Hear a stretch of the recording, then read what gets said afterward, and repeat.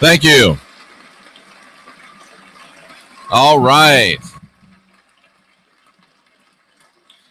It's late night in the heartland, everybody, and I hope you're ready for some unindoctrination, because ready or not, here it comes, wall to wall and treetop tall. Last night we talked about the Sasquatch people with Bill Lee. Tonight we're talking with John Lash, continuing the conversations that never happened. But tonight we're really going to get into some deep stuff, not like we haven't every other night. Tonight we're going to look at Sophianic witchcraft and its impact on human NLP. Wow, ladies and gentlemen, this is going to be some powerful stuff. Before we jump into that real quick, I just want to give you a couple of items in the news with nanosoma. And remember, folks, the nanosoma is really literally sweeping the world, if you will, at least our world. It doesn't heal anything in and of itself, but this remarkable product, you put it in your body, and we're getting reports from across the board, from hangnails to skin cancer. It goes into your body and allows your body to optimize itself and heal everything, reset all of your cell, what are they called? Cell receptors, lengthen your telomeres. It's a brilliant product. Now, Tesla, Tesla, what's his name? Elon Musk, he announced that Tesla's no longer going to accept Bitcoin for payment.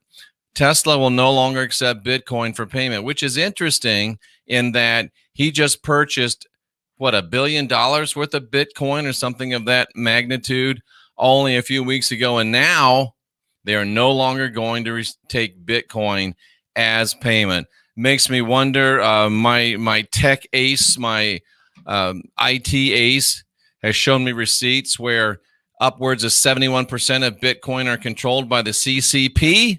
I'm just putting out the news, folks. You decide what you want to do with it. And, of course, the ongoing situation in Israel. Israel is massing troops along their border. They're involved in firefights with Hamas. My instincts tell me that while that's happening, look for something that they're trying to hide and sneak through. That doesn't smell right to me. That's just my instinct. That's just my impression.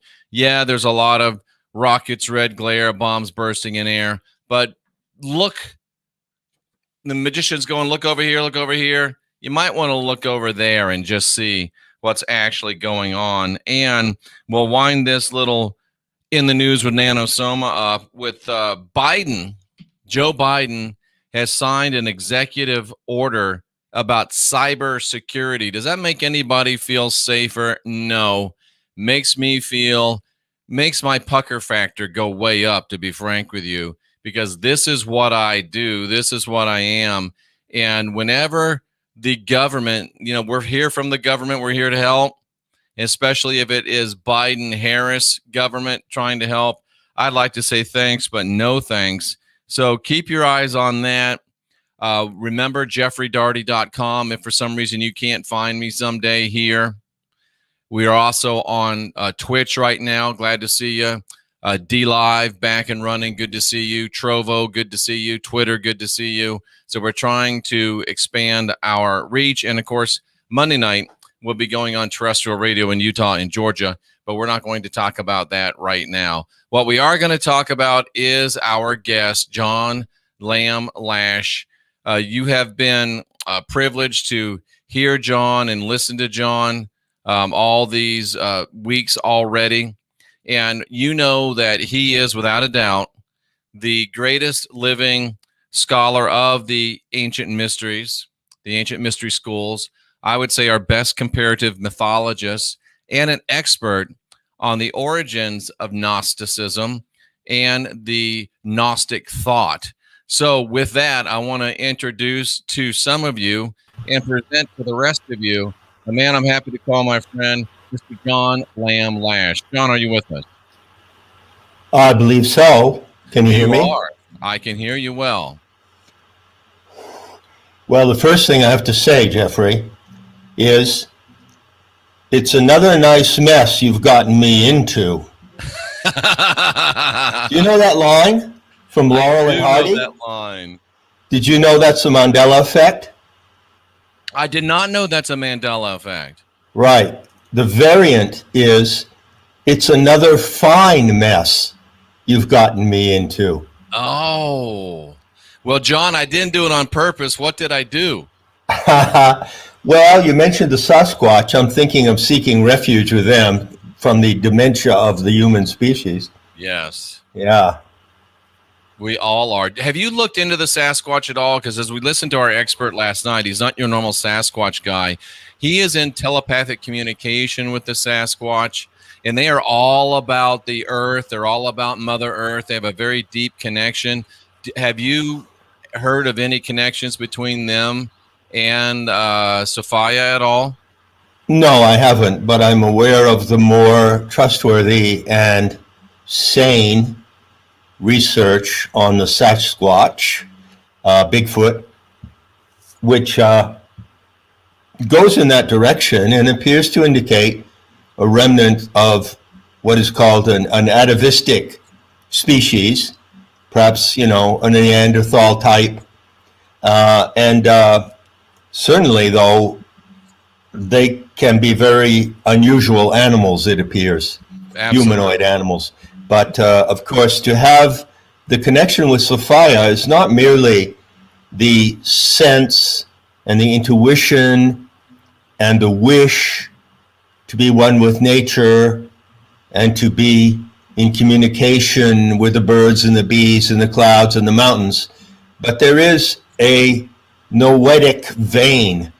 That's what Gnosticism brings uniquely. The Gnostic method brings a noetic circuit. You develop a noetic circuit to communicate with the planetary entelechy or the planetary logos, which of course is another Mandela effect. Absolutely. John, just to mention real quickly, I'm getting a lot of people saying, is John going to talk about Sophia's correction, what it is, what we can do, what's our part? So I'll just leave that out there for you. And I had I thought it was a profound thought. I think I had just woken up, which it often happens to me, or I was in the lake where I often get profound thoughts. And I just realized that you are, without a doubt, and I'm just going to say, you're the only person that really totally, completely comprehends and understands and is qualified to teach on the origins of Gnostic thought and the origins of the mystery schools as it relates to that, at least that's still alive today. And really, John, I'm probably the most qualified guy to be able to talk about the origins of what Christianity truly was and what Christianity has truly become. So I begin to think, my friend, that this is not an accident that we are speaking together about these conversations that never happened. And it very likely may well be a divine appointment. And with that, I'll turn the show over to you and what you have planned for us tonight. We are waiting with bated breath. Well, I would add to what you just said that our meeting is certainly two men standing at a crossroad of destiny. That is the crossroad of our species. That is the crossroad of humanity itself. So you and I have the good fortune to meet at that crossroad, and we can look at the various directions in which humanity might go from here. There's never been a moment like this. There's never been anything worse than this COVID psyop, and there's never been a greater opportunity to turn things around and find a way back to what we truly are as a species. So I do enjoy these meetings, and I consider it a privilege to be able to have these discussions and to have people out there listening and responding. Well, likewise. And John, I'm fascinated by the subject that you suggested tonight, and I'm looking forward to hearing what you have to say. You mean regarding the figure of Jesus? The figure of Jesus and everything that you put in that email. I am really psyched, as I always am. Let's dive into it. All right. How about if I set us up with a little dramatization. Sounds fun. To illustrate the basic problem of what I'm going to call the deceit of Christ. Okay. Okay? Or the deceit about Christ. You could read it either way. Okay? So let's say that you and I, Jeffrey, are teachers, and we're going to a teachers' conference. So we go into a big room. It's actually a classroom where they can have maybe 40 children, and there are 4 others there. So there's a team of 6 of us, 3 men, 3 women. And we've decided that in the curriculum, we're going to teach something quite special, which is not taught, but needs to be taught. It's important for the beauty to come that this needs to be taught. So we gather, the 6 of us, in the classroom. There's a big blackboard on the wall. And we're talking about children of the age of about 5. So we're almost talking about, let's say, 2nd graders, okay? And we've decided as a team running the school that in the 2nd grade, we're going to introduce to those children what it means to be human. And we're going to talk to them about humanity and the human species. So our goal, we're all united in the same goal, and that is we want to somehow find a way to speak to these young minds, young, fresh, fertile minds, to do it in the correct way, and to initiate them, in a sense, into the knowledge of belonging to the human species. Okay, that's our objective. We with me on that?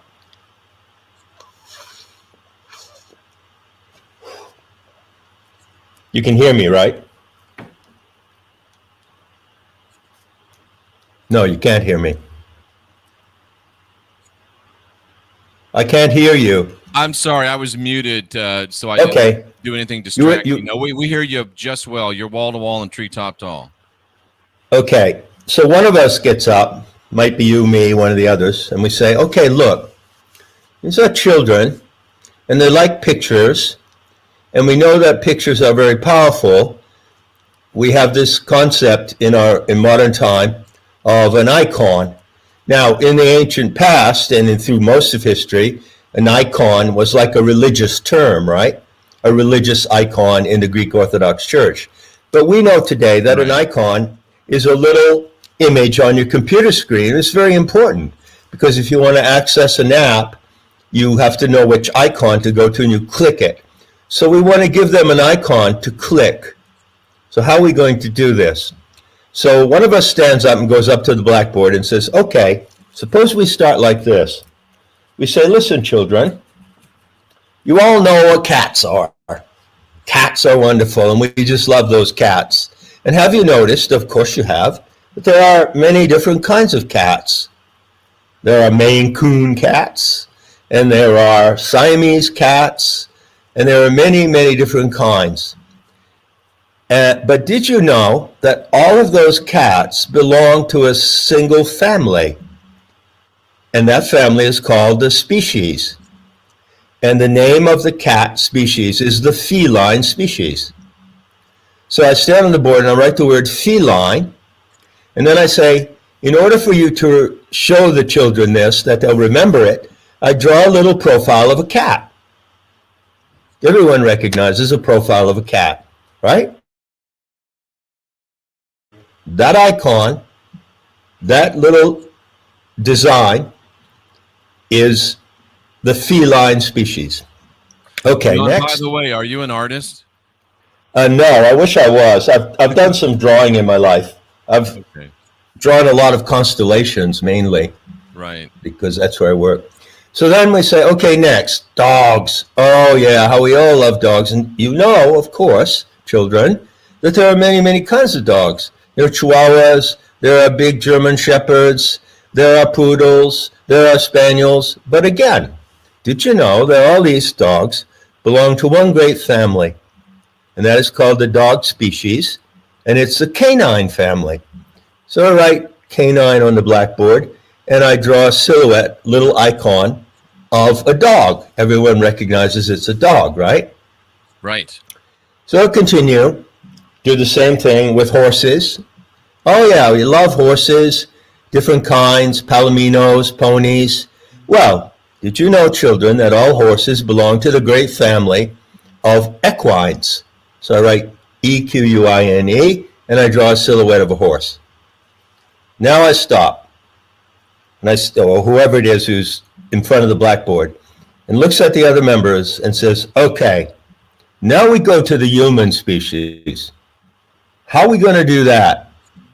And suddenly, all of us in the room were kind of stumped. I don't know exactly how we're going to do that. So let's say we explain. You see many different kinds of people. We explain to the children. Many different kinds of people. They're different colors, different races, come from different lands. They all belong to one great family. And that is called the human species, anthropine. So write anthropine on the blackboard. And then we're all sitting there, and there's a long moment of silence. Okay, what are we going to do now? And then suddenly someone jumps up.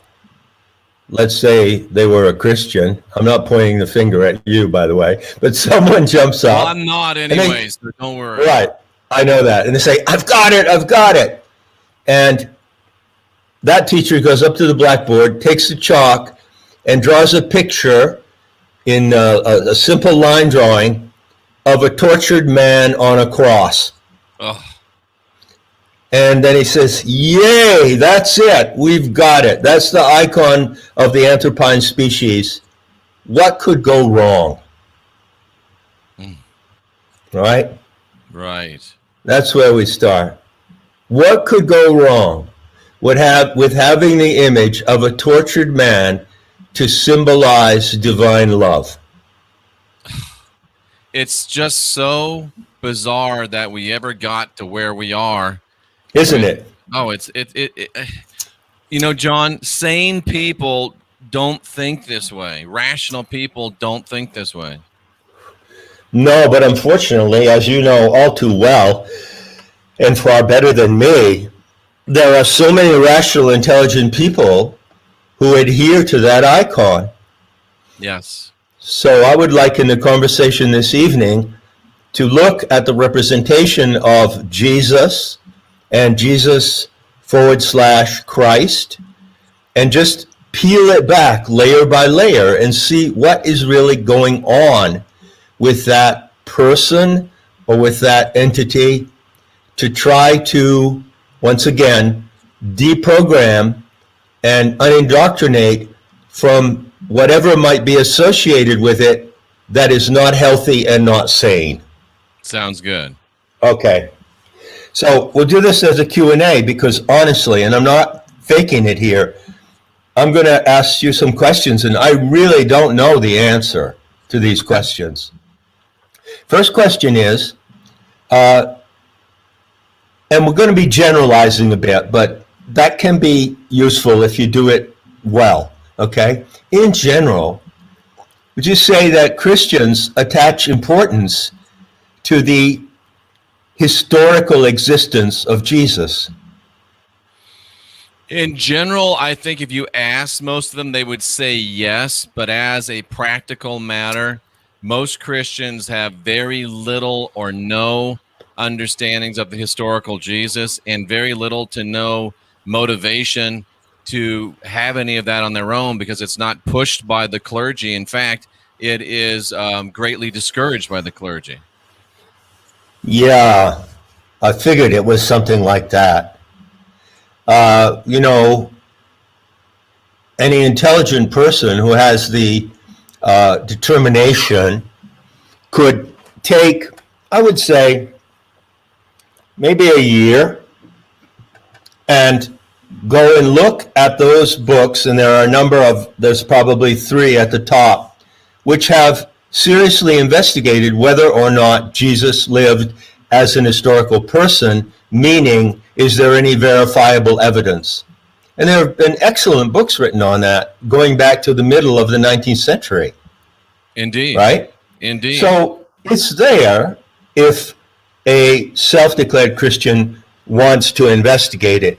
But I'm running on the assumption that for most Christians, it's simply an item of faith. They choose to believe that he actually lived as an historical person during the time period indicated, correct? Correct. And it goes a step beyond that, John. Anytime that someone steps out of that faith, we believe it because it's said in the Bible, and when you actually start to look for empirical, objective evidence, that is thrown in your face as a lack of faith and an indicator that you are out of touch with Jesus. Right. That makes a lot of sense. Okay, moving on to the next notch in this conversation.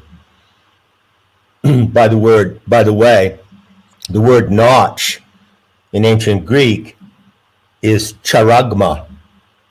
And you find it in the book of Revelation in the expression, the mark of the beast.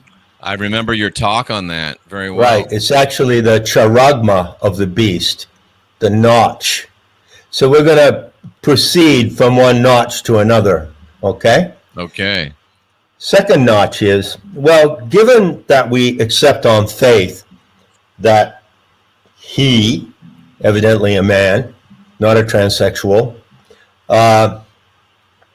really lived, to what race did he belong? Are you asking me that as a question? Yeah, sure. To what race did he belong?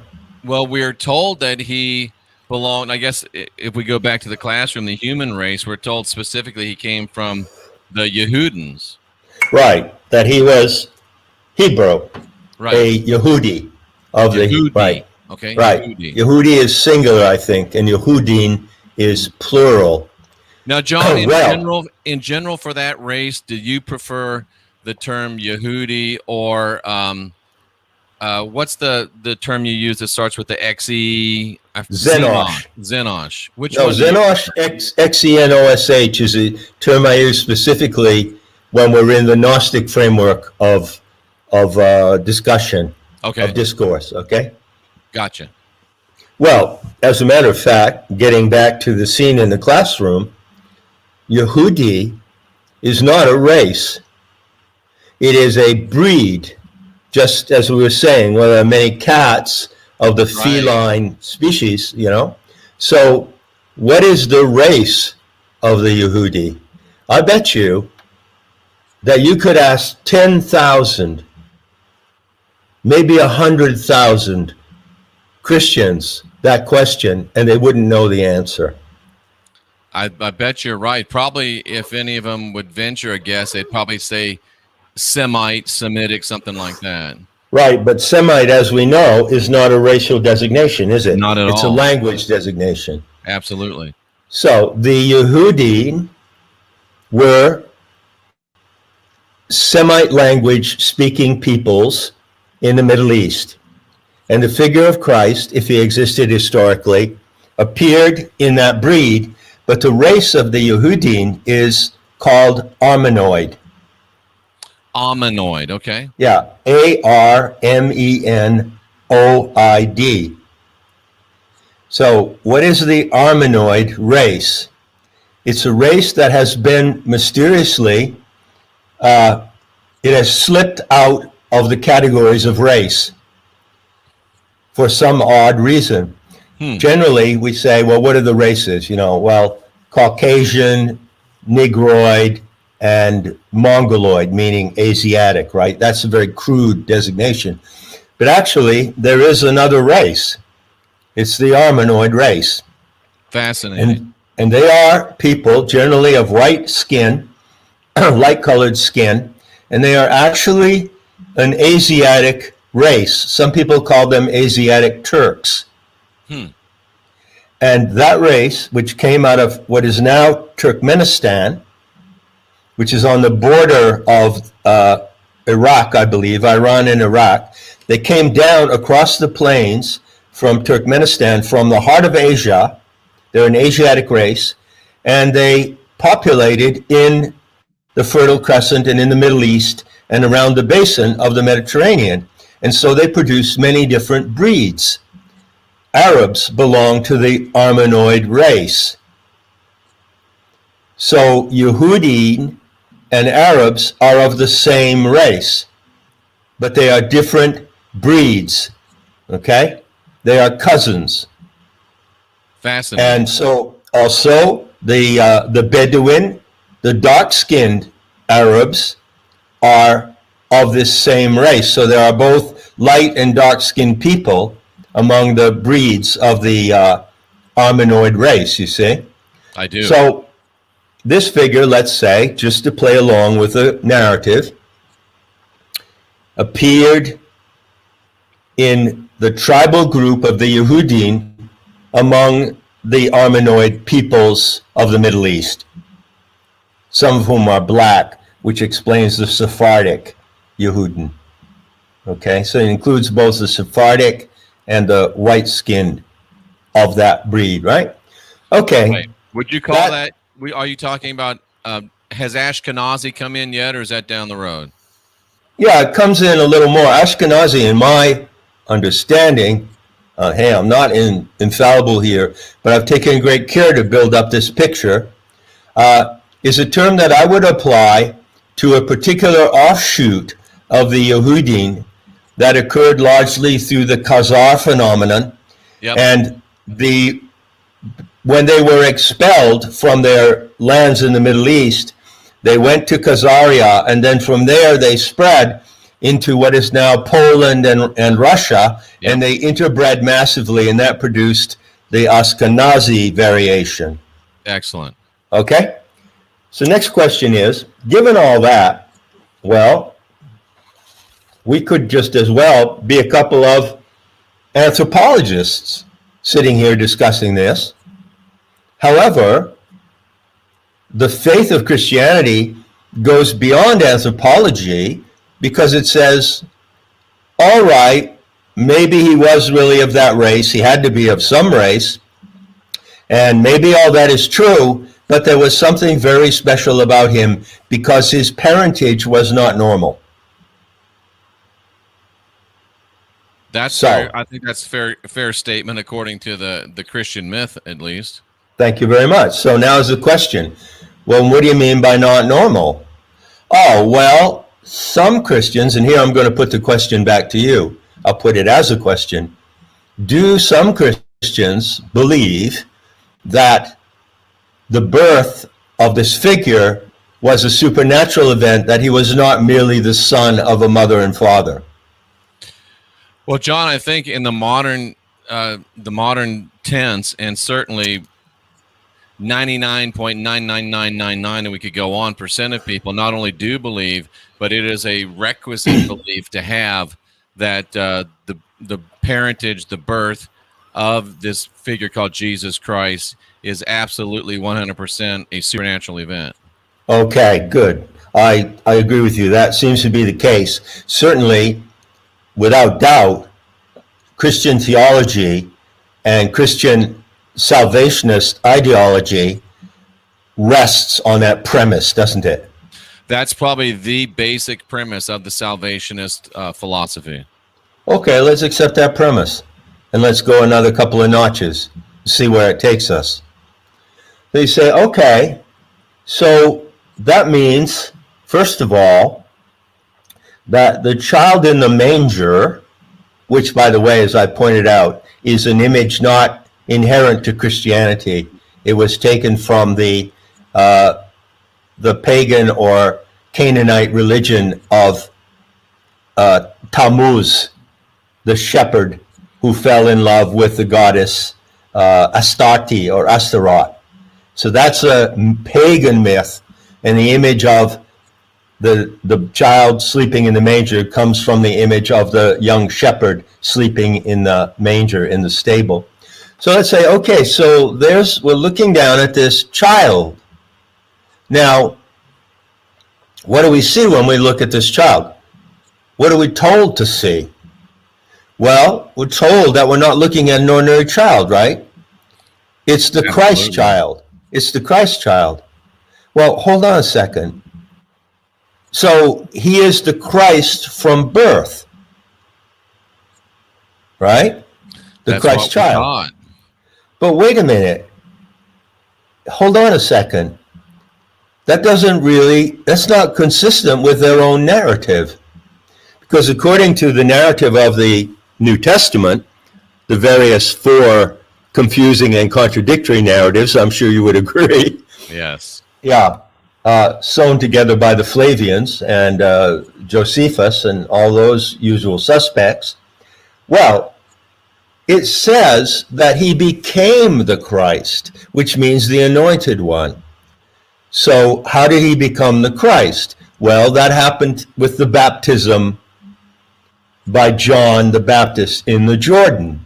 So at that moment, Christian legend celebrates the descent of the Holy Spirit in the form of a dove upon this man who had then reached his 30th year.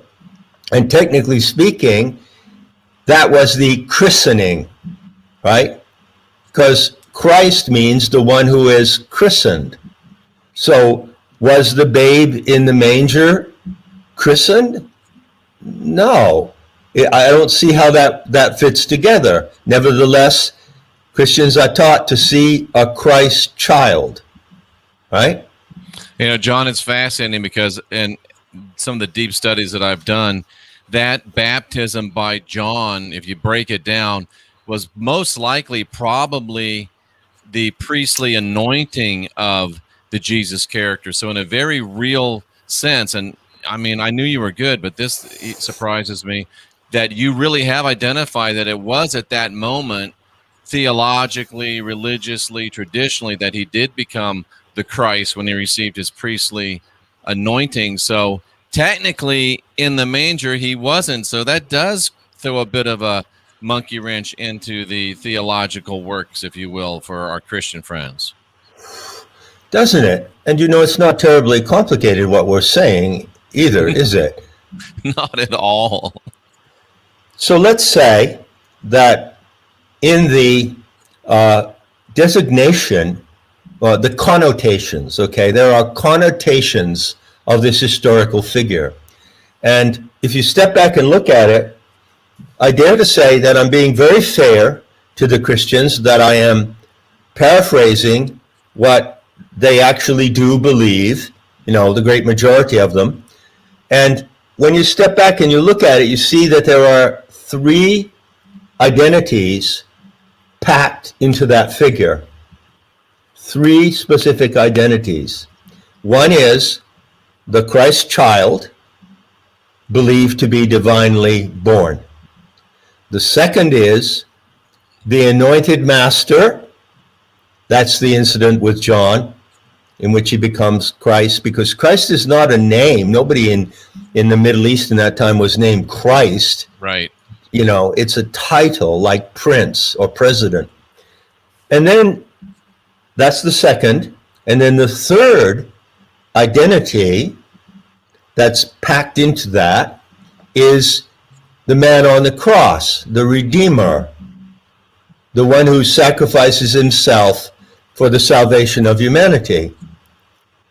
And those three things, if you pack them tightly together, go into that icon, and that is what people see, that is what they register in their imaginations whenever they consider the figure of Jesus Christ.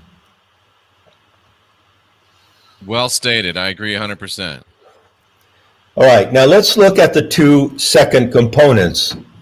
Let's look at the anointed master, age of 30, and the crucified Savior, age of 33. Right? Okay. I grew up with all this stuff, just like you did, I suppose. That's right. Yeah. Back in Friendship, right? Right, in Friendship, Maine. So, let's look at these two figures. Let's kind of balance them together. Because when you look at the anointed master, you have the figure of a teacher. You have the figure of someone who carries a message. The anointed master has a message. And then when you look at the tortured man on the cross, you see an act. It's an action. So there's a message, and then there's a deed or an action. And by the way, we would probably, to be complete, add a fourth component that is packed into this identity. And that is, of course, the resurrected Savior. Absolutely. So presumably 3 days after death on the cross, undergoing horrific torture, the Savior reappears as a resurrected figure. So it's actually four components. You know how powerful each of these images is. Oh, amazingly. Yeah. But let's just balance the anointed master, who's known for his message, against the Redeemer on the cross. Well, what is the message of the anointed master? What are the teachings of Jesus? If I knew nothing about Christianity, and a Christian came to me and said, "Oh, you're really missing something." They often say this, don't they? They do. What can your life be without Jesus, right? You're really missing something. I can't believe you don't know anything about it. And I said, no, I don't. You're telling me that there was this man who lived at this specific time, and he had some message for humanity, about God. It sounds like it could be important. Where do I find out about his message? First hand about his message. Well, one answer might be, you go to this book, and there's a long part called the Old Testament, and then there's this other shorter part, and in there you'll find that certain passages are written in red. And these are the recorded words of the Master. So you, who is entirely ignorant of the message of Jesus, can learn it by going and reading these words. Right? Fair enough? That's what they would tell you. And they quote these words all the time, right? They do indeed. Okay. So I'm this complete ignoramus. I don't know. I didn't even know Christianity existed until I ran into a Christian. Fortunately, she was the pastor's daughter, and she was very hot. That you know that story, happens, John, and they tend to be very friendly young ladies in a lot of occasions. This is a legend, isn't it? But not my two daughters. They're the exceptions. No, of course not. But we all know the story about the pastor's daughter. Yeah. We do indeed. Yeah. So anyway, I said, okay. So I sit down and I read that part of the Bible, but I only read the lines in red, because those are attributed to the Word. Someone wrote them down, some secretary, Matthew, Mark, Luke, or John, was around at the time, had a scroll, wrote down these words, and they've been miraculously preserved, verbatim. That's why they're in red, right? Exactly. And I read them. Now I'm talking honestly. This is John Lash talking. And I can't see what the message is in the first place, or if there's anything special or unusual or outstanding about it.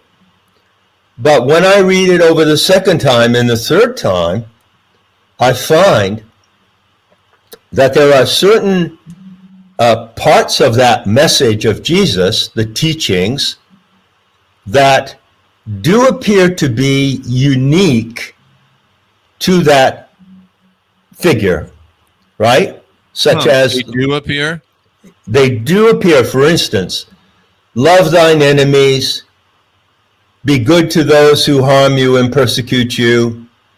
Okay, as I said in Not in This Image, the passages that you find in the New Testament, supposedly spoken by Jesus, that can genuinely be said to stand apart as a unique aspect of the teachings of Jesus, are really bad advice. It's really bad advice. It's horrific advice that, if followed, will guarantee the decimation of your society and yourself individually. Yeah, and as I suggested, in Not in His Image, being as civil and polite as I could be, well, if I happened to live in a society where there were perpetrators who intended to do me harm, hurt me, cheat me, deceive me, and steal from me, they couldn't have written a better code of conduct for me than that. It's almost as if people that wanted to do those things to us wrote that, John. Almost as if, really. So that's where I come away, because I'm not a Christian, and I honestly, to this day, I don't know how they can embrace those so-called teachings as something that's going to guide and better their lives. How is that possible? When has it ever worked out to love your enemies? Give me one personal example where it has worked out. Well, it works out for the one receiving the love, but not for the one doing it. Yeah, it really does. And John, so, think of this, just another example. If someone asks you to carry their pack a mile, carry it for 2 miles. And that's a direct reference, as Joe Atwell so well brought out in Caesar's Messiah, that the Roman soldiers could come up to anybody because they were under Roman military rule, and they could say, here, carry my pack. It's like a 60 to 80 pound pack. And here's this guy saying, don't just carry it 1 mile, carry it 2 miles. It's nuts. Yeah, well, there you see. It's quite a while ago that I read that book, but if I remember correctly, there you see the brilliance of those who authored that narrative. Absolutely. Because they authored that narrative at the time when they saw that there was a great danger of a slave revolt in the Roman Empire, because slaves were embracing this new religious ideology. And they thought, well, what are we going to do? Well, let's put these words in the mouth of the master whom these slaves adore that will disarm them and will make them inclined not to oppose us, namely us, the authorities, the Romans. And it was as simple as that. It's like controlled opposition. John, it is, you just hit something very, very powerful. It really is a religion for slaves and a religion to make slaves. Right. And it is, there was a man called Klassen, forget his first name. He wrote a book called The White Man's Bible. Excuse me for using the white word. And he devotes a brilliant chapter or two to deconstructing those passages and saying, hey, look, one could conclude that the figure of the Master Jesus was set up as a controlled opposition, and that the Roman writers did that intentionally. And isn't that what Atwill says? It is, and I finally figured that out after about 22 years. But I may be slow, John, but every now and then I do come to some fairly profound realizations. Yeah, well, the slower you go, the deeper you hole. Oh, that's true. That's true. Yeah, that's true. So you and I as well. You know, I was in a Christocentric mindset for a long time, even though I rejected Christianity in my teens, brutally, defiantly. I still adhered to this this complex icon. I saw somehow in the Christ figure some kind of image of ideal humanity or something of that sort. And then, of course, when I ran into the Steiner crowd, the anthroposophists, and I was involved with them for a long time, well, they are totally Christocentric, you see. Right. Steiner was brought up as a good Catholic boy, and what he basically did was he remade Christianity into what I call, alternative Christianity. There are various forms of alternative Christianity. And I was involved in that for many years. It took me a long time to break out of that. We've been in those trenches together a long time, Jeffrey. And the legacy version of Not in His Image will reflect some of that, but the new one coming out in August will probably be pretty much cleansed of that, I would guess. Well, yeah. The legacy, I'm completely open and transparent about mistakes I learned and how I got through them and how I cleared out that malware. Yep. Myself. I'm no exception. I'm not here sitting on a throne and saying, hey, all you folks, clear out your malware. I show you how I had to clear out my malware as well. Absolutely. And it's true that in the 15th anniversary version, I doubled down ferociously on this issue, on the question, what does the human imagination actually see when it looks at this figure of Jesus or Jesus Christ? What does it actually see? And if you see in that the ideal and mirror of your own humanity, then you're in very, very deep trouble. That's Indeed. A very, very deep problem. It is. And they go even further, John, because they tell you, they command you, really, Paul did, to have the same mind that was in Christ Jesus, to present yourself as a living sacrifice. In effect, you're dead, and you're allowing him and his Father to animate your body. It's the most bizarre thing. I just can't believe that it's been 2,000 years and it's still as strong as it is. But that's another story. We'll stay with your narrative. I apologize. No, it's part of the story that goes very much to current events. You know, I have made the incendiary statement as a Gnostic heretic, and I know exactly what I'm saying. I know how dramatic it is and incendiary when I say that Christianity is a religion based on child sacrifice. But it gets even better, because an observation that is coming from intelligent people today goes like this. Well, if you look at the transhumanists, and you know that they are behind the COVID psyop, and that they are pushing this prick, they're pushing the injection. They are. And you look at their whole mindset and you really analyze it, you realize, well, they're a death cult. They're currently, as I speak, in the process of committing a mass act of genocide on the world with these injections. Okay? But you could also argue that Christianity is a death cult as well. Absolutely. It has the same characteristics. That parallelism. Remember, the root of transhumanism is Melchizedek. Absolutely. And what a profound realization that was that you brought to us a couple of weeks ago. Right. Without father or mother, no generation. Melchizedek was a figure, but if you look at you and you look at me, we can say, wow, you have your ancestry. You have generations of ancestors behind you, your racial strain. You wouldn't be here if they hadn't been there. I wouldn't be here if Italians and Irish people didn't live for many, many generations. But when you look at Melchizedek, there's no generations. What are you looking at? You're looking at a transhumanist android replicant of the human being. That's the root of the Zedekim cult. That's the root of the Christ figure, and that's the root of the transhumanist nightmare. It's all the same. And that's the figure that directed Paul to write 2/3 of the New Testament as well. Yeah, and Paul says, we quoted him, right? Yeah.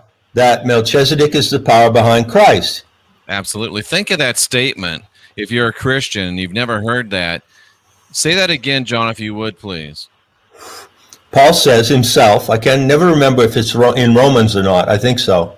It's in Hebrews, actually, I think. In Hebrews, you're right. That Melchizedek is the power behind Christ. Well, what does he mean by that?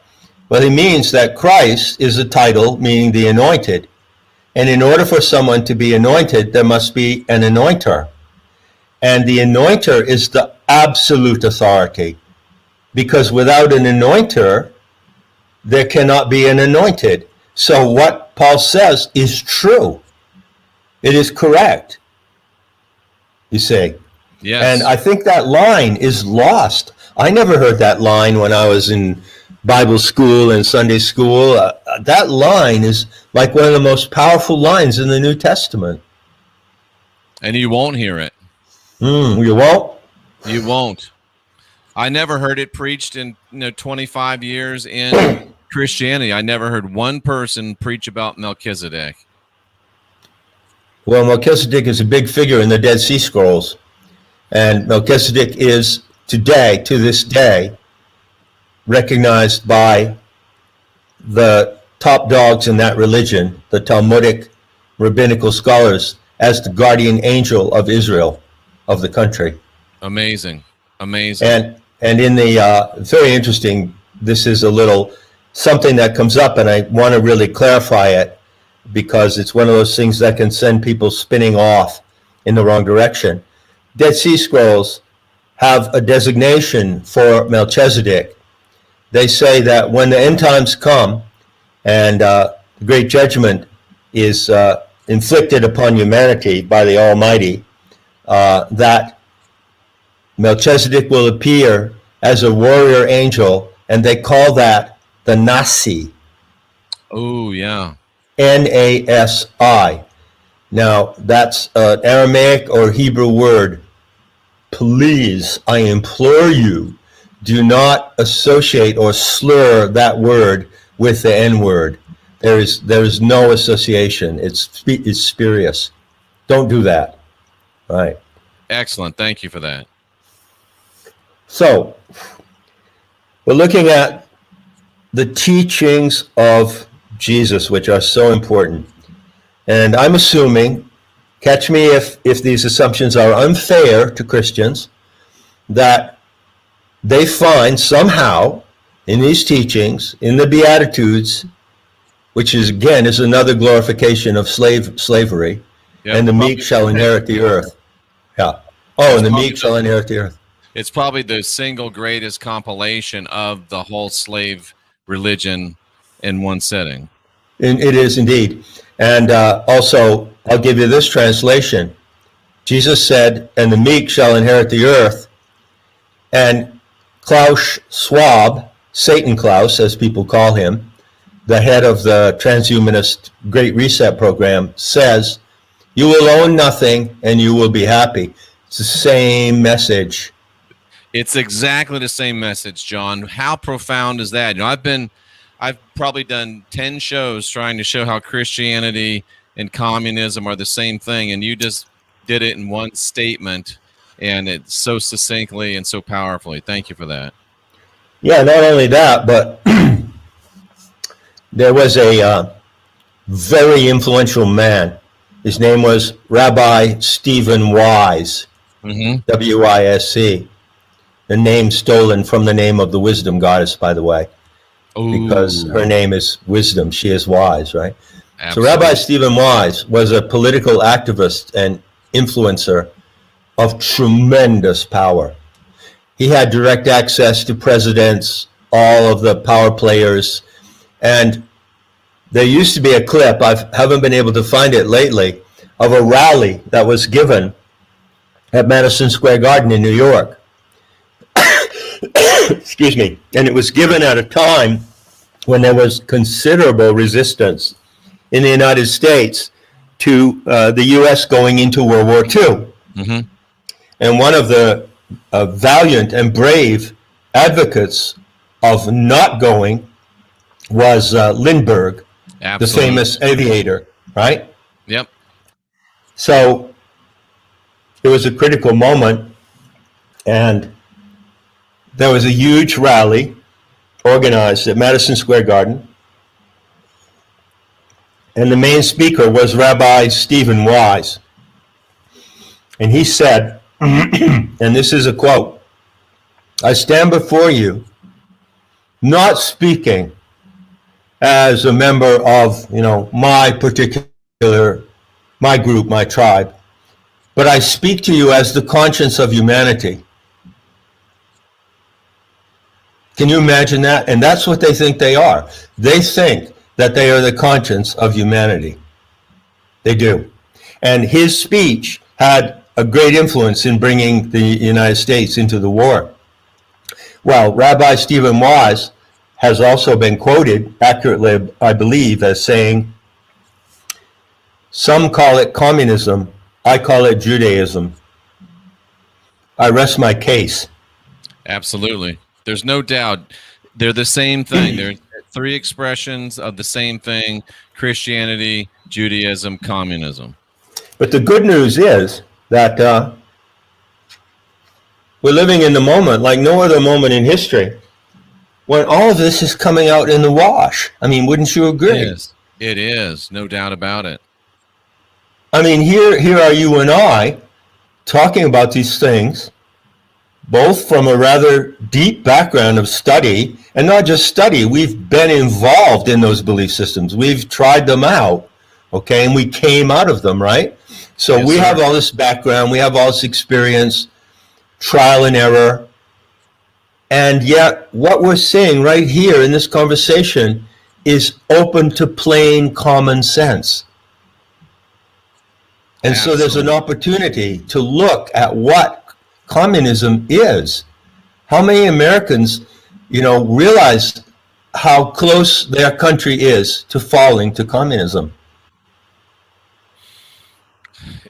It beggars description, and you can even argue that it's already underway. And the worst thing, well, it's hard to say the worst thing, but one of the insidious things about Christianity, John, is that it has people stand by and not only watch the communist takeover, but cheer it on, thinking that it's in their favor. And at the end of the day, they wind up at best slaves and mostly exterminated. Yeah, the communists have a habit. It's very clear. You see it in all places where they have taken power, in China, in Russia, the other communist countries. They use certain people who embrace their ideology. They would be like the social justice warriors of the current scene in America. They use them to get their regime in place. And as soon as it's in place, they purge those people. Absolutely. And they do it by putting them up against the wall and shooting them. Right? Absolutely. So this is a known fact. Let's learn from history. Let's wake up to the facts of history. Let's wake up to the real and present danger of what's happening now. So where do we go from there? Let's go a little further. Let's go one more notch. And I'm going to bring up the subject of the Antichrist. Okay? Absolutely. And we're just at an hour now, so that will allow us in the next half hour to kind of curve around the bend and maybe even go back and revisit the Sophianic witchcraft of the Mandela effect, if you'd like to do that. Absolutely. So, when I started to investigate, I was very fortunate because when I was in the anthroposophical movement in LA, the first day I went to their library in their headquarters, I met this woman. She was in her early 70s. Her name was Ruth Richardson, and she became an intimate friend of mine over a number of years. And she was, to use a CIA jargon, she was my asset in the anthroposophical movement. I got right into the center of the anthroposophical movement like no one ever does, because I was never a card-carrying member. She turned over to me documents that were in the library, the Rudolf Steiner Library in LA, that were actually in a safe that only members could see. Wow. Yeah. And I had from her a book, which I have in my library, and it's called The Reign, R-E-I-G-N, of Antichrist. The Reign of Antichrist. And it's written by, I believe, an Irish priest. Okay? And this book, it's only about 200 pages long, but it's absolutely meticulous. And what it does, I was blown away by this book. This book is a tool of unindoctrination for me. Excellent. Although it was intended to be the opposite, if you know what I mean. Yeah. Yeah. So what did this book show? Well, first of all, it shows that there are only 5 mentions of the word Antichrist in the Bible, and they're all in John 1, I think. I think 4 are in John 1, and 1 is in John 2, right? Yes, sir, you're right.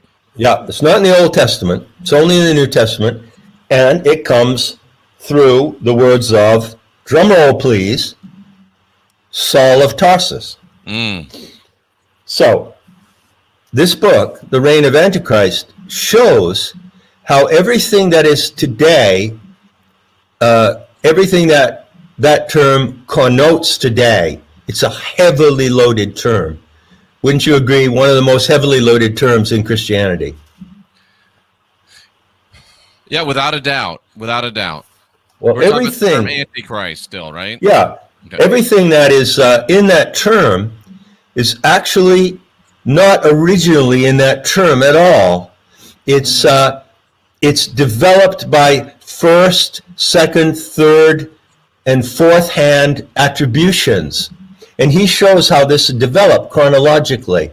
So after the time of Paul and the supposed Jesus, Christian ideologues took up that clue and they discussed it and interpreted it. And then another ideologue later took up the interpretation of that former ideologue and interpreted it more. And then a third ideologue and theologian came along and took up the interpretations of the previous two. And so what you get today is a series, a chain of attributions to that word that were never present originally in the word. You see? Absolutely. It's an overdetermined Baroque concept. So let's go back and look at the source material. Paul mentions the word Antichrist 4 times. Well, what's he talking about? What did he mean at that moment in his context? Well, as far as I can tell, I'd like to hear your opinion on that. All he meant was that anybody who doesn't like what I'm saying about Christ, period. Absolutely. That's what he meant. Yeah. Antichrist really means against Christ, and the way Paul uses it, you couldn't be any more accurate. He's talking about people that are against his message. Yeah, against his message. Mm-hmm. Not even the message of Jesus, right? Absolutely right. Right. You know, it's like racist. The word Antichrist is like racist. You know, it's all racist is used by racists, you know, against people who are not racist, right? So, yeah. So Paul says, okay, Antichrist this, Antichrist that. So it's fair to say that in its original use in the sources, it's simply a way of saying someone who's an adversary to his message, or someone who rejects that. Well, obviously, it means a hell of a lot more than that. But how did it get to be blown up into such a boogeyman, such a monstrosity? You see? Mm-hmm. How did that happen? For instance, and back me up on this if I'm right. You know, I did this series of talks, 9 of them so far, on what I call Gnostic sabotage in the book of Revelation. And I've heard all 9 of them. Yeah. Good. Well, I had a good time doing that series. So, by the way, your bikini haul video was a nice change of pace. I enjoyed it. Well, it got some wonderful responses. Mm-hmm. People responded in such a respectful way to that, and they took it just in the way that I intended it. And I was really moved by the comments in the YouTube channel for that talk about sex and the problem of sexual degeneration in our time, which is a tricky subject. Yeah. So anyway, let's go to the book of Revelation. Is it fair to say that there's an assumption in Christianity that the Antichrist is some kind of malevolent entity initially mentioned by Paul, and that it appears in the book of Revelation? Does it? The term Antichrist? No, the term doesn't, but does the figure. Have Christian theologians and Christians in general looked at certain figures in the book of Revelation and said, oh, that is the Antichrist, even though the word Antichrist does not appear in the book of Revelation? They have indeed, I would say. Yeah, well, that is complete dementia. It is. That is absolute and complete fantasy. You see? Absolutely, I agree 100%. Yeah, and this is a really big problem because it takes that meme of the Antichrist and puts it in the apocalypse scenario, and goddess knows the apocalypse scenario is already enough of a nightmare to get through without throwing in the Antichrist into the stew, you know? Absolutely. You know, John, one of the crazy things to me about Revelation, if you say that word, the people that understand and people that are Christians, it brings fear, it brings anxiety, it brings worry when they say Revelation. And the great irony is that the word in Greek means the unveiling. The unveiling, right. That's right. And this is the moment of revelation, if there ever was one. It is indeed. You know, it's no secret that countless Christians commenting on the internet and talking on their own platforms, and non-Christians as well, are saying this is the moment. The injection is the mark of the beast. We are facing the apocalypse. And, you know, the nightmare of the apocalypse, which was born out of the psychotic, paranoid hallucinations of a monk, yes, has registered itself in human imagination at a profound level. And now it's got to come out. It's like a toxin that's got to come out of the system. It absolutely is exactly like that. Yeah, we need some nanosoma to restore ourselves to sanity, right? We do, indeed. So, where's all this going? Coming around the bend in the home stretch here. Well, let me ask you, if you don't mind, you must have had during your long experiment and experience in Christianity, you must have also had a certain notion of the Antichrist as a powerful supernatural or satanic agent. Is that so? That is so. In fact, I actually was guilty of writing a book back in the day, although it sold really well. It falsely identified someone as the Antichrist. So I'm sure it doesn't surprise you, John. I think you mentioned that JD stands for juvenile delinquent, and I've always been rather delinquent. And if I don't do anything halfway, I go all in. And I wrote a book about the Antichrist, identifying someone as them, and it wasn't right. So yeah, I fell in. Well, join the crowd. Good many people have done that, tried to do that, warn about it, and it's in a way, it's inevitable that would happen when you understand how the human imagination works. You see? Yep. Today we call it a meme. Okay? That's a meme that was planted in the imagination of our species. And as Christianity went out to the various races, there is one species, there are many races. Yep. As it went out, that meme spread like a virus into their minds. And it's something that's got to come out. It's got to come out because it's a toxic meme. And so, of course, people wanted to identify. There are many cases of trying to identify who is the Antichrist in different periods of history. Mm-hmm.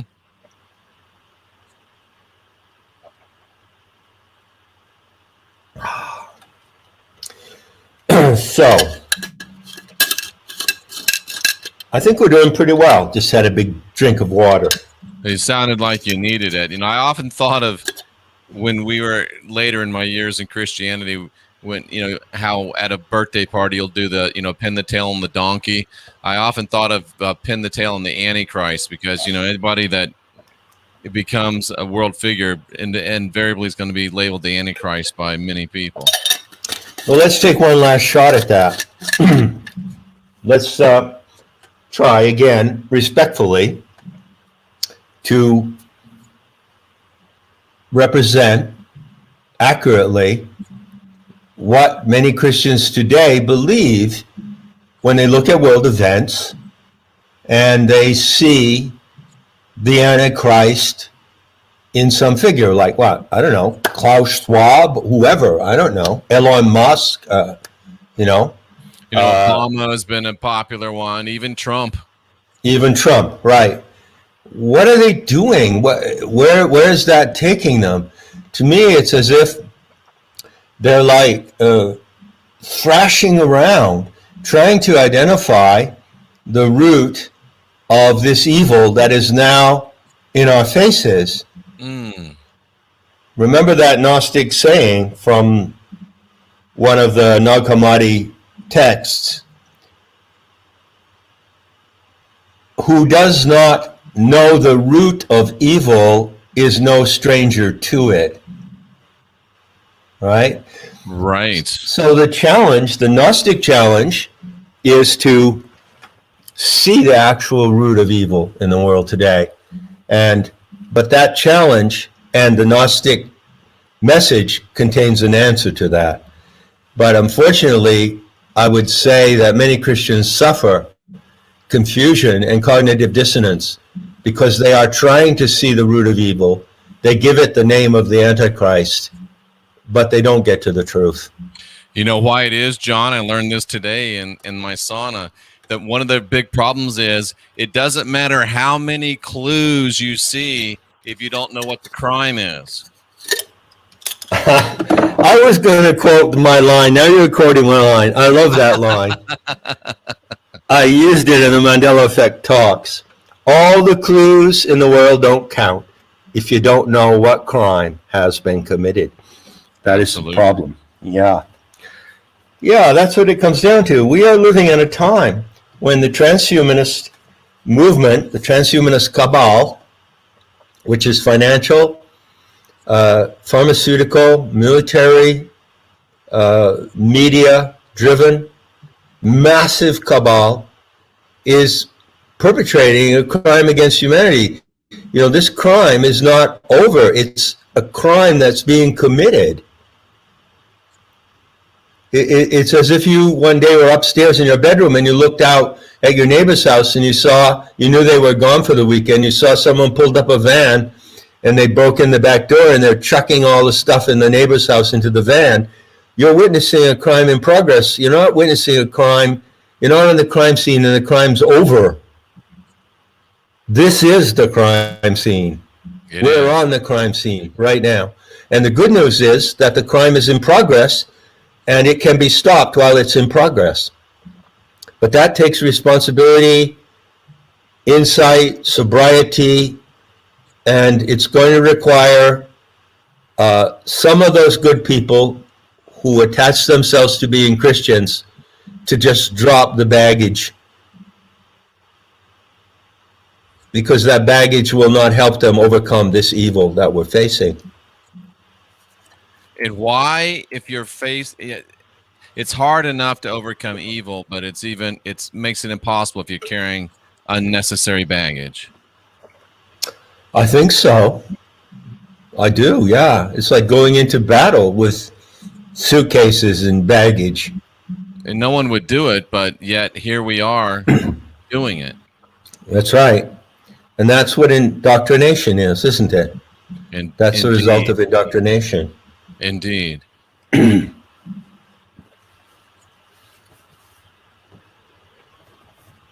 So, you want to talk a little about Sophianic witchcraft? I would love to talk about Sophianic witchcraft. Well, I'll start out in this way. Can I ask you one question, John, before that? Well, let me to me, there's magic and there's witchcraft. And I was at a time foolishly initiated into a ceremonial, magical mystery school, I guess you would be. So I'm not speaking out of school. Magic is where you use somebody else's sigils, somebody else's incantations, somebody else's spells, the names and powers of other people, to direct intention and make things happen, and many times without concern to the intention or will of other people. Whereas witchcraft is the use of your own intention, your own will, in unison with, in accordance with the laws of nature, only to do benevolent manifestations of your own will. That's an interesting distinction. You know, there's a formula of witchcraft. I don't know how ancient it is. I don't think it's that old. I've tried to trace it back. It probably came into definition during the period of the revival of Wicca and witchcraft, or nature magic, in England, not so long ago, in the last century. But it's called the Wiccan Rede. Yes. R-E-D-E, meaning the creed. Right.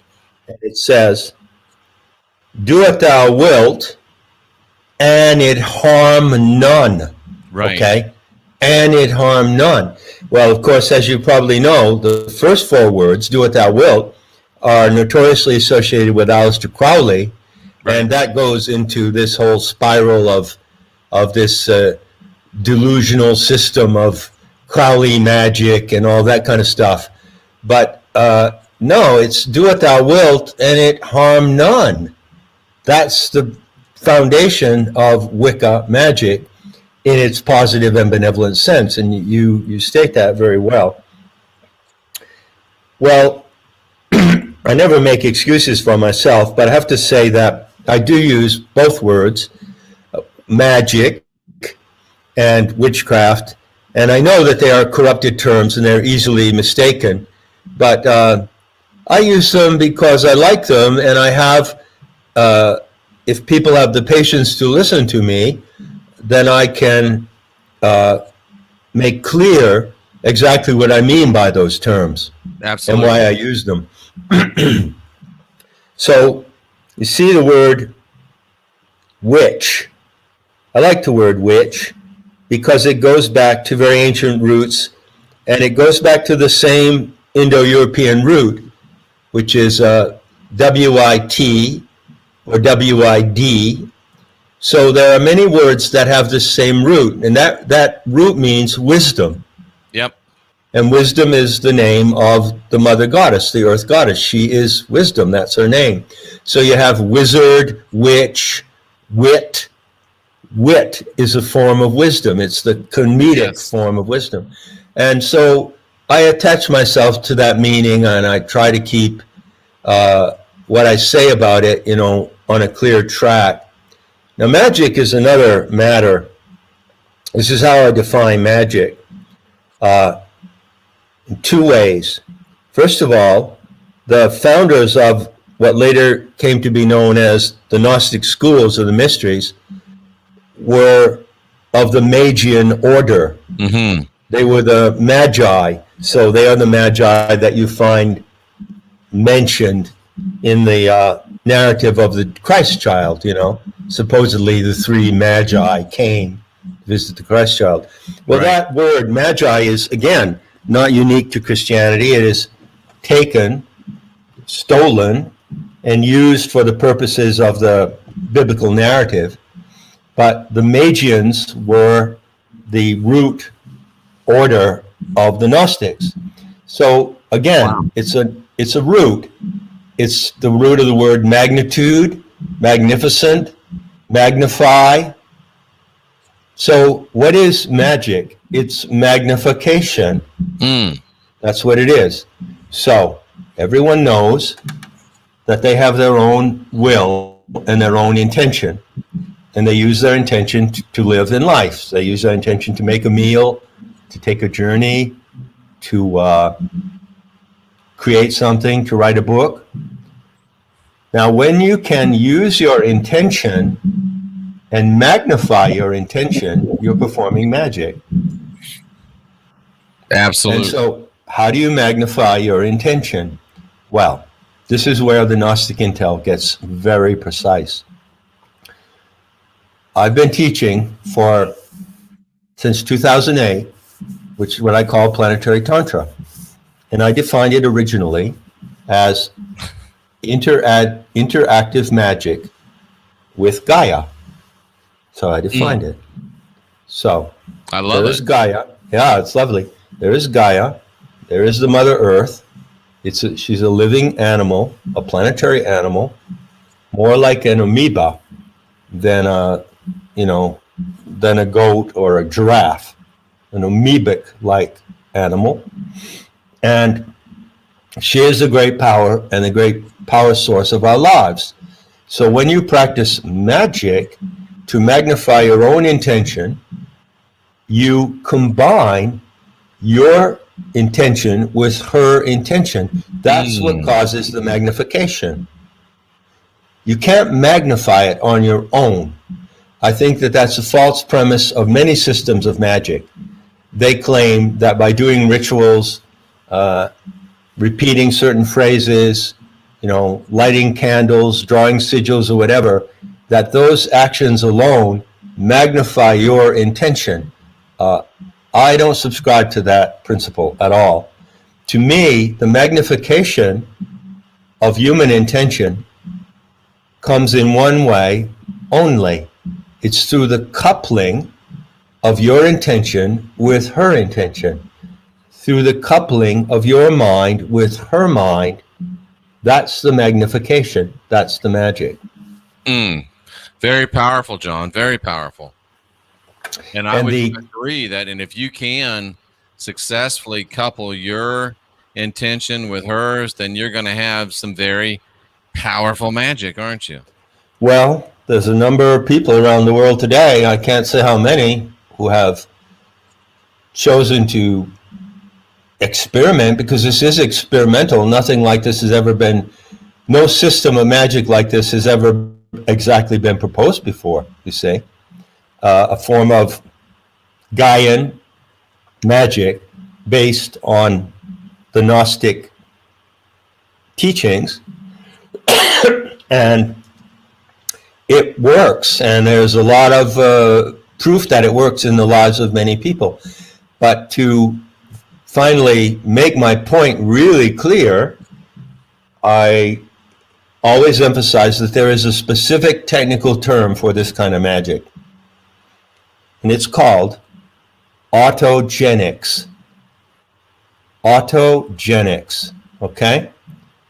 Most people have never heard the word autogenics, but it is the name given to a certain genre by the man who invented it, who was a German, who lived in the 20s and the 30s. And this German physiologist and psychologist and doctor devised this system of practice, which he called autogenics, and which is called today biofeedback. Right. Have you ever been hooked up to a biofeedback machine? I have. Right. So you know how it works, right? I do. You sit there and you get readings on a panel, right? Mm-hmm. Readings usually of your blood pressure, your respiration, your temperature, maybe your basal metabolic rate, all these readings of your physiological functions. And if you are, for example, someone who has high blood pressure, you see the reading right there on the panel, on the console. And then by certain acts of concentration and auto-suggestion, you can actually lower your blood pressure to what is the healthy level, right? Right. That's biofeedback. Right. So planetary tantra is simply the method of entering into biofeedback with the living planet, with the Earth Mother. And so you are in an autogenic circuit. That's what it is. It's an autogenic circuit. And you send to her and receive from her. And there are specific tools and techniques for doing this and for testing whether it's correct or not, and for verifying it with other people who do the same thing. So I originally said interactive magic with Gaia. What I say today is autogenics with the living presence of the earth. That's what I teach. That's what planetary tantra is. That is the living gnosis today. That is what gnosis looks like today in practice.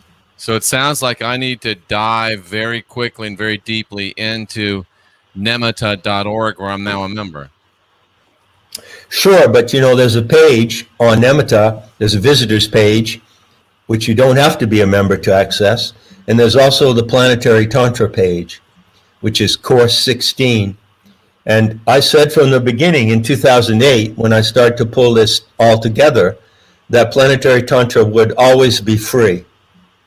So no one has to be a member or to donate to the school in order to get all the benefit of what I'm talking about now. It's entirely free on Nemata. And then there are the other courses which are available to members only. I want to make that really clear. Powerful, John. And that's a great service to humanity, no doubt about it. That's a lot of fun, too. It's a tremendous adventure. The experiences that people have, I call it experimental mysticism. Ooh. That they have, yeah. It's just some of the things that happen are just totally supernatural, and yet they're not woo-woo, make-believe, new age fantasy. They're grounded. This is a grounded practice. You have to be grounded to have this autogenic circuit with the earth. It's something very precise. It's not make-believe and pretending. And one of the skills that you learn in this practice is to discern between what is make-believe and what is provable. Ooh, boy, now that is a skill that is sorely needed in this world today. Isn't it? Isn't it? Especially in so-called spiritual matters. Oh, my. I mean, there's more, I'll just say there's more bullshit in the spiritual genre than probably any other genre. Indeed. I don't even use the word spiritual anymore. I've discarded it as useless. It is useless. There's no doubt about it. No doubt about it. So let's conclude on this point. We're at an hour and a half. Maybe we can talk more if you want, or you can have call-ins. But let me just, if I may, conclude with this point. Okay. I conducted an experiment openly. I do everything openly and transparently.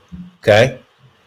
I conducted an experiment between February and October in 2017, which I call Mandela Effect Decoded.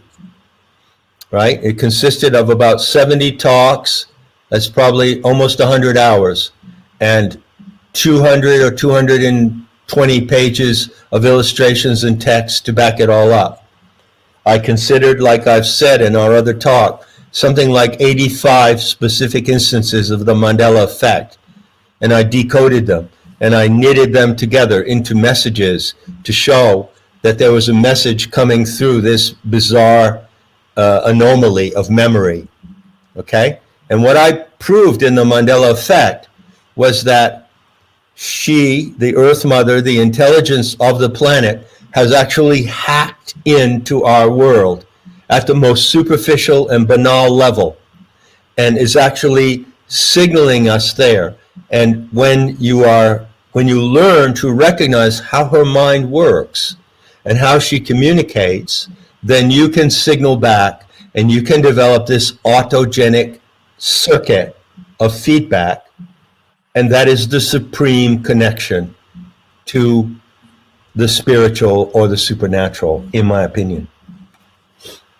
I agree with that profoundly, and I've stated the same thing in different words, and it really is so profound. And once it actually starts happening to you or for you or with you, it seems to me, John, it only takes one time for it to quote unquote work, and then you're really motivated, you're really hooked, so to speak, in a good way, and it absolutely changes your life in the most profound ways possible. Well, in Planetary Tantra, we have many terms of endearment for the Earth Mother, the Wisdom Goddess. It's just like if you have a dog. How many names do you have for your dog? Yep. People may have 5-6 names for their dogs, or for your wife. Not to compare animals and people, but how many Sweetums, Snooky, Cookie, whatever. How many names of endearment? It's natural. There are many names of endearment for her, and one of them is Vajravilasi, which means flirtatious lightning. Oh, I She love that. comes to you into your NLP circuits like flirtatious lightning. That is a fact. So well put. So well put. I also like, I can't remember how you pronounce it, but the one that basically means audacious. Prunikos. Prunikos. That's right. Yeah. I love that one. Yeah.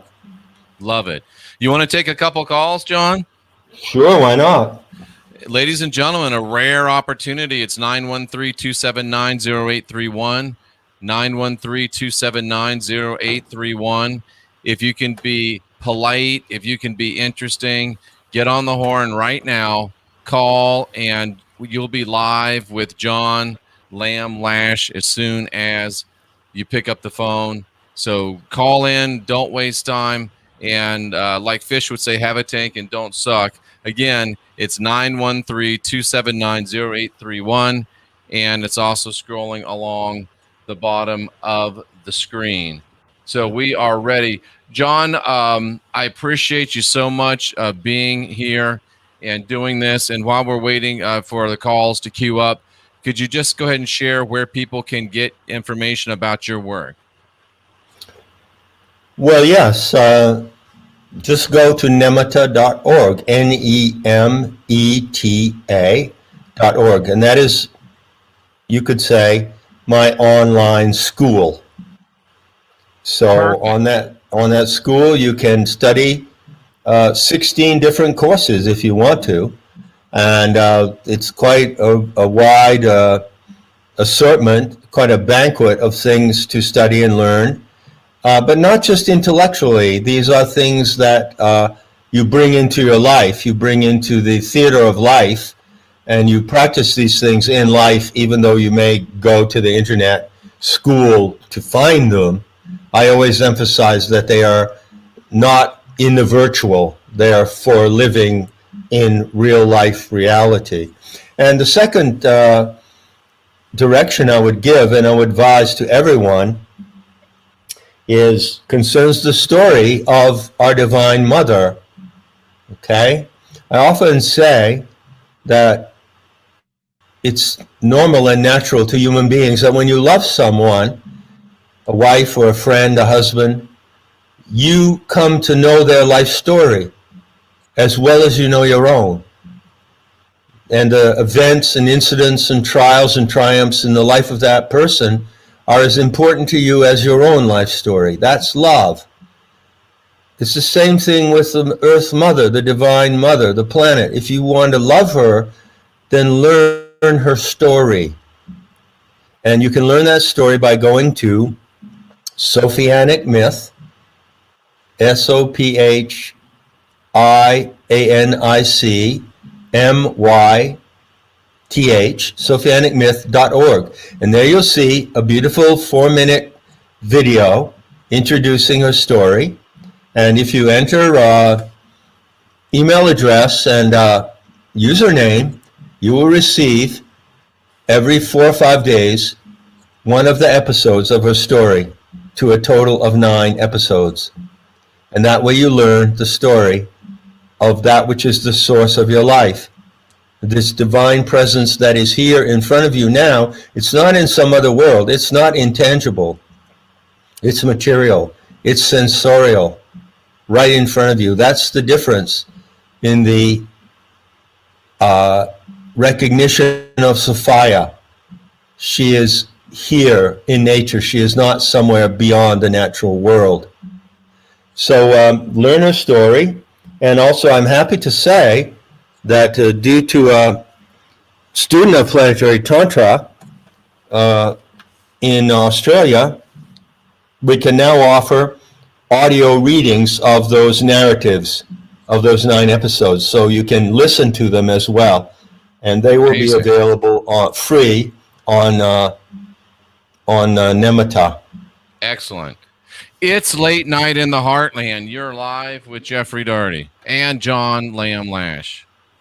Awesome. awesome show, gentlemen. I really do appreciate all the work that you put into bringing a great presentation to everyone. My question for John is regarding the eradication of the Yehudans.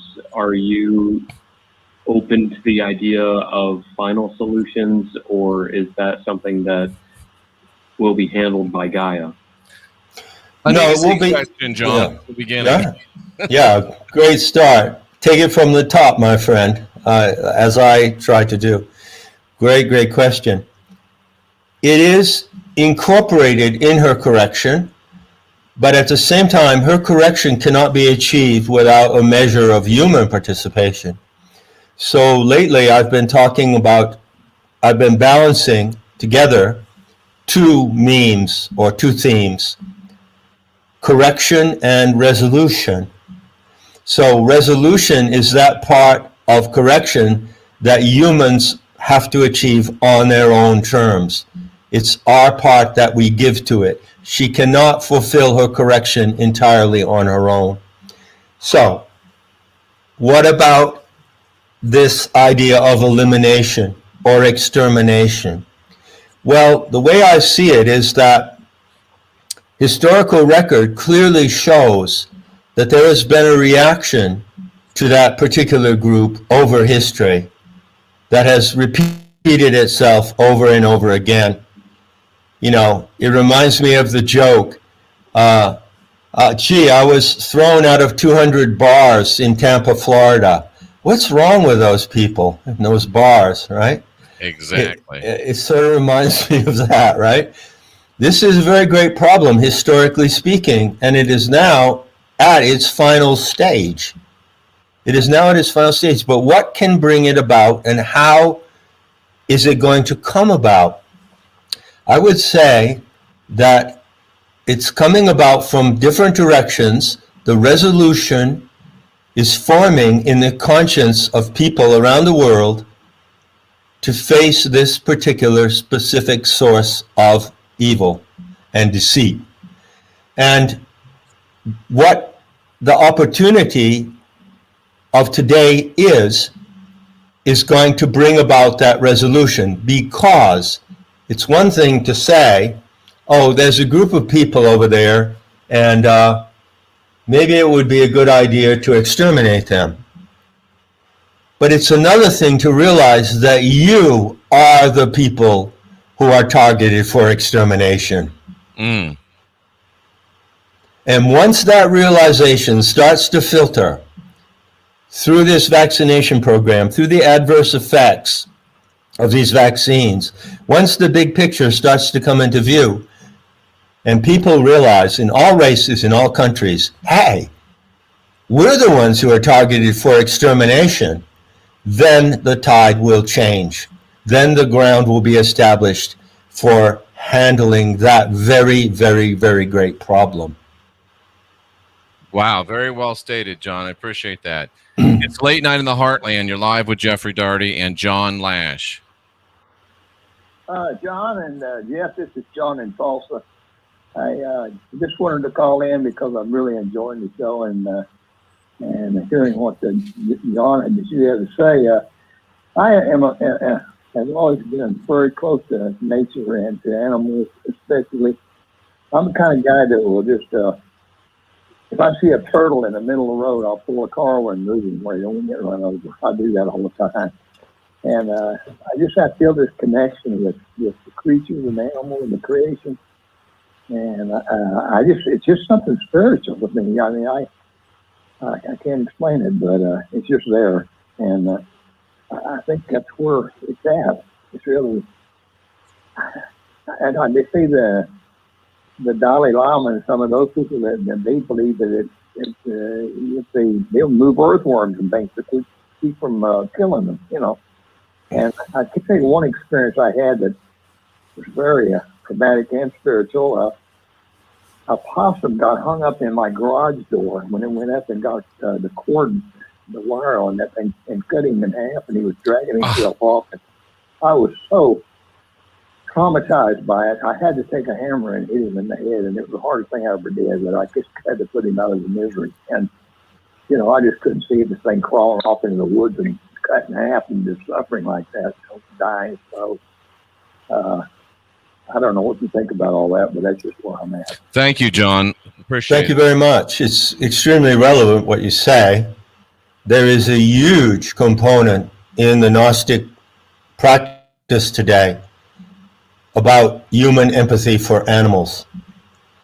You may know, if you've heard me speak before, that I talk about us as animals. I say human animal. I don't say human being.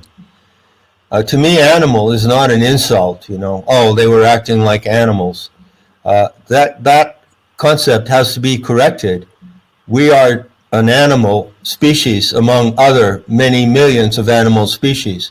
And respect and affection for those other animal species is a part of why we're here. And there is, I can't go into it now because it would be quite an elaboration, but I've brought forward in the 15th anniversary edition of the book, I brought forward strongly what the Gnostic message is about our connection to animals and how it is essential to our humanity. I explained that in a way, you could say that you can measure your sense of humanity against the empathy you have for other non-human animals. And you cannot hold your sense of humanity apart from that. You see, this is a really big piece of the Gnostic message today. And I'm very glad that you brought it up. It's important. Very, very, very profound. John, I appreciate it. I appreciate it very much. It's been another great night, and let's take this one last call, and we'll let you get back to what you've got on your agenda. It's Late Night in the Heartland. You're live with John Lamb Lash. Hey, greetings, and Oline. Jeffrey Daugherty. It's my pleasure to be on the show here with you guys tonight. I wanted to ask John, he probably saw my video, I'm pretty sure he did, and I like to think that that's a good example of interactive magic, and I just wanted to get his opinion on that. And we've been also talking a lot about crypto lately, and just wanted to know if he had any thoughts on that lately. Thank you. Oh, I did. Yeah, thank you. I do indeed have some thoughts on crypto. So let me tell you quite quickly a strange little story. Maybe it's not so strange. It gets back to that saying that Jeff mentioned, all the clues in the world don't count unless you know what crime has been committed, right? Absolutely. So recently I had occasion to go back and revisit the book of Revelation, the Apocalypse, because I did this series of talks ending with the identification of the Whore of Babylon. That was quite a thrill in that one. And I think I'm good. Yeah, I think I'm going to add one more just as a summary. But as I explained in those talks, I looked closely at the Greek original, the Koine, of one of the most quoted passages in Revelation, which is, and no one shall be allowed to buy or sell lest they have the mark of the beast. Okay? Charagma, the mark of the beast. Now, it not only means a notch, which could be like the notch in an arrow. Consider an arrow and how an arrow is constructed. It has an arrowhead, a shaft, and then it has the part that has the notch. And the notch goes in the string. So if charagma means notch, and you put it in that analogy, it has something to do with aiming or intention, or aiming at the right target, doesn't it? Yes. Yeah. Charagma can also mean bullseye. It can mean the center of the target that you're aiming at. So I looked at the terms that are used in Greek, which are translated buy and sell. And they don't look that way to me. That does not look correct. For instance, the word for buy is actually of the verb form of agora. And the agora is the marketplace, the commons where people gather. So agora, the verb agora, really means to gather. Okay?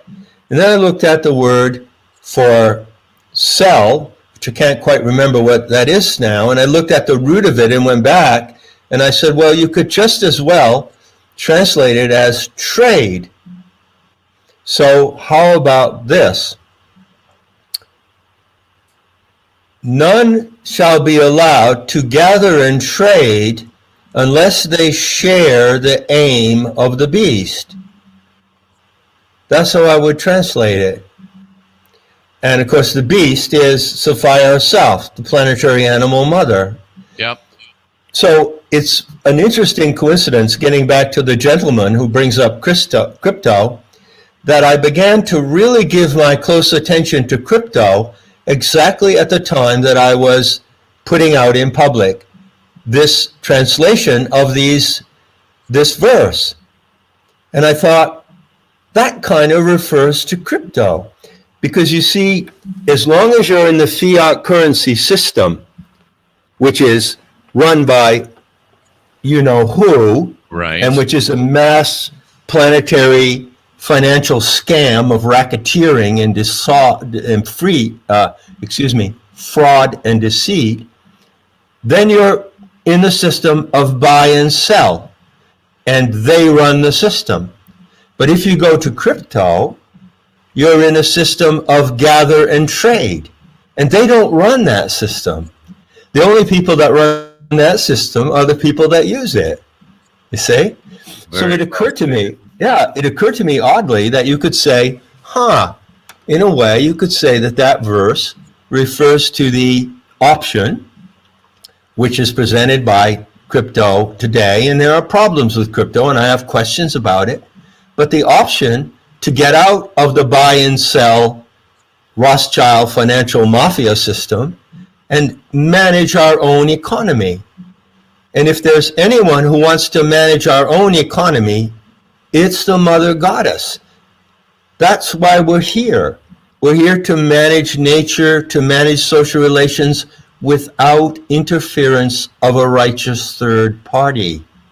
I love it. And by the way, John, that word was paleo, which means to exchange or barter.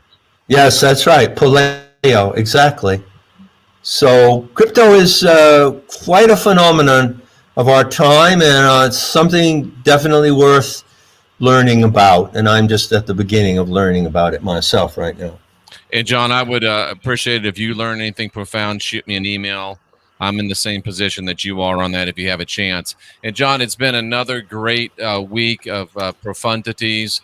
And, you know, just when I think that you've outdone yourself, you'll step it up to another level. We appreciate you so much. I mean, over 600 people listening live.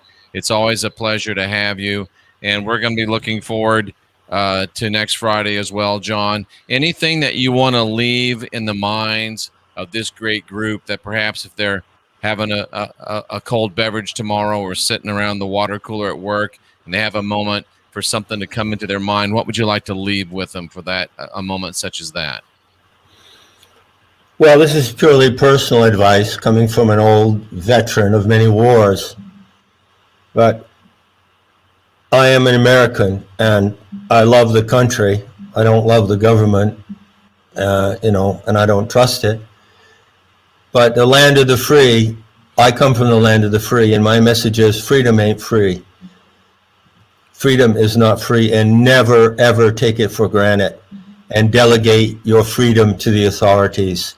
The Gnostics warned about the authorities, and we have reached the moment when that game has to be won on the side of humanity.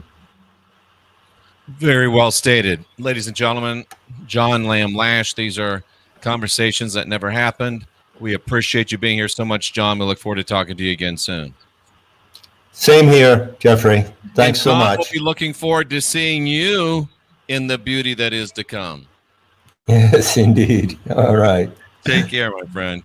Of course, that's John's great thing that he says. And it really caught me because, you know, you're used to me saying this world's going to be better than it's ever been sooner than you can even imagine.